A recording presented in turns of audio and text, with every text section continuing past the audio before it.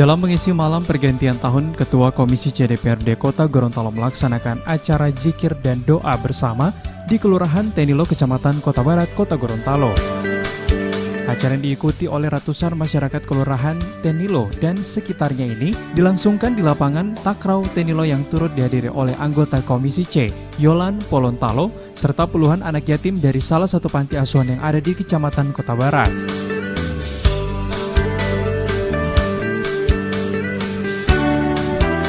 Dalam zikir dan doa bersama ini tampak Ketua Komisi C, Hais Karolnusi dan Yolan Polontalo, serta ratusan peserta khusus melaksanakan zikir dan doa bersama. Dalam zikir dan doa bersama ini, ratusan masyarakat yang hadir mendoakan Kota Gorontalo untuk menjadi lebih baik dan masyarakatnya terhindar dari segala mara bahaya.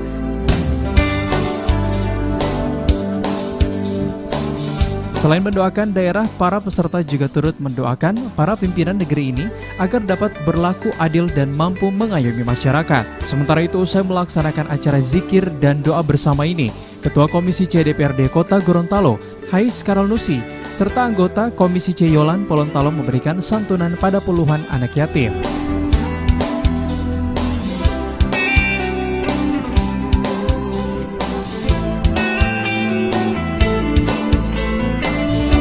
Ketua Komisi C Hais Karolnusi mengungkapkan kegiatan ini merupakan wujud syukur dalam menyambut pergantian tahun agar kedepannya Kota Gorontalo menjadi lebih baik dan sejahtera.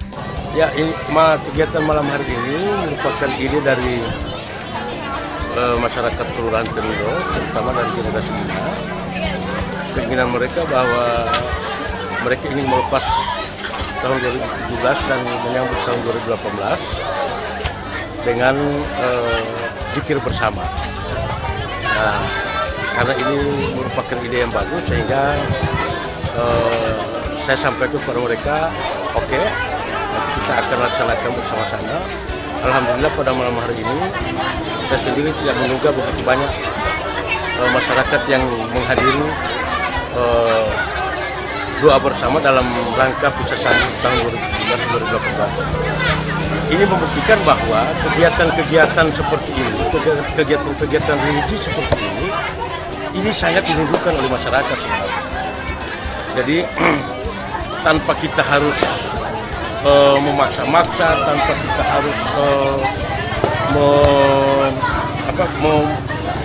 memancing dengan berbagai macam cara pun masyarakat sudah bisa. Hais Karolnusi berharap tahun 2018 yang bertepatan dengan tahun politik di mana pesta demokrasi pemilihan wali kota akan dilangsungkan. Kondisi keamanan Kota Gorontalo tetap terjaga, terkendali, dan kondusif. Liputan Advertorial Mimosa TV.